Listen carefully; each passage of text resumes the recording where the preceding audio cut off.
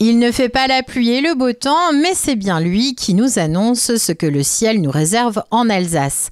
Christophe Mertz, originaire du Val d'Argent, se passionne pour la météo et ses phénomènes climatiques suite à la tempête de 99. Il décide alors d'en faire son métier. Alors moi je suis météorologue indépendant, donc je suis un organisme différent de celui de Météo France qui est un peu l'institutionnel en ce qui concerne la gestion des risques météorologiques. Donc c'est plutôt leur rôle à eux via la vigilance officielle.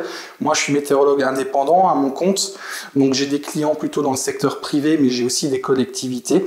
Et donc effectivement ces clients-là je les préviens et je les alerte, c'est mon rôle pour les aider dans la prise de décision. Alors on peut prendre quelques exemples pour les collectivités locales, c'est surtout en hiver pour tout ce qui est déneigement, salage des routes, donc quand il y a des chutes de neige ou du verglas qui est prévu, voilà, je les assiste dans ces prises de décision là. Il y a aussi la surveillance pour des événements plein air par exemple, les festivals, quand il y a des risques orageux, c'est moi aussi qui les préviens pour éventuellement annuler ou reporter ou avancer des dates. Par exemple, à Sainte-Marie-aux-Mines, je couvre la météo pour la bourse minérale et gemmes, par exemple. Donc ça nous est déjà arrivé de devoir anticiper des risques orageux sur ce genre de manifestations-là.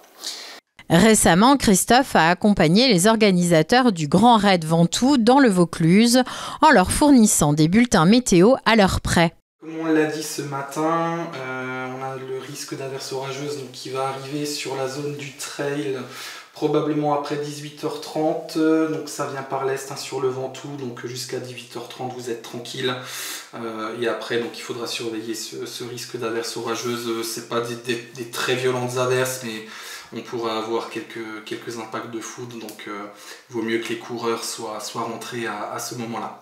Voilà. Christophe travaille également pour les sapeurs-pompiers du Bas-Rhin, des agriculteurs ou encore des entreprises industrielles dont l'activité dépend étroitement des conditions météo.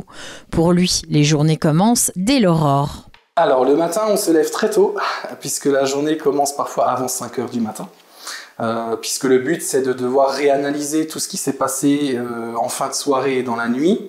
Alors mon rôle c'est vraiment d'analyser des données qui se font souvent sous forme de cartes, c'est ce qu'on appelle des modèles météo, donc c'est des cartes de prévision. Je dois analyser tout ça et puis ensuite rédiger un bulletin, créer un bulletin qui va être lu ensuite par mes clients, par les collectivités, par les agriculteurs, etc. Il y a une grosse différence par contre entre ce genre de bulletin et ce qu'on appelle la météo des smartphones. Aujourd'hui, tout le monde a la météo sur son smartphone, tout le monde regarde des applications météo et c'est un peu ma raison d'être, c'est que je vais un peu à contre-courant de cette tendance-là, puisqu'il faut savoir, c'est vraiment très important, que la météo sur les téléphones ou sur la plupart des sites internet, c'est une météo automatisée. C'est-à-dire que ce sont des algorithmes, ou maintenant plutôt on dirait de l'IA, qui fait ces prévisions-là, mais il n'y a pas de prévisionniste humain qui apporte une expertise à ces météos-là. Et du coup, ça rend leur fiabilité souvent plus que douteuse. C'est une météo low cost, entre guillemets. Il possède aujourd'hui une quinzaine de stations météo réparties dans toute l'Alsace, dont une perchée au col des Bagenelles. Et derrière moi, vous avez donc ce qu'on appelle une station météo. Donc c'est une série d'équipements sur tout ce qui est capteurs météorologiques qui permettent justement de mesurer différents paramètres.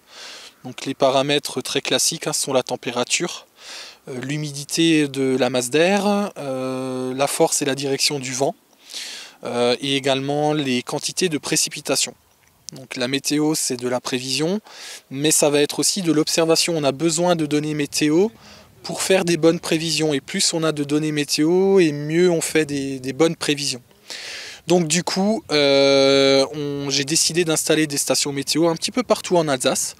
D'une parce que c'est aussi ma passion et que je suis très curieux de connaître les données météo, justement essayer de déterminer un peu les microclimats, les spécificités de chaque région. Et ça m'aide aussi évidemment dans mon travail de prévisionniste météo. Christophe anime également une page Facebook très suivie @morisque. Chaque jour, il partage des tendances météo pour l'ensemble de l'Alsace en vulgarisant les phénomènes climatiques de façon claire et accessible.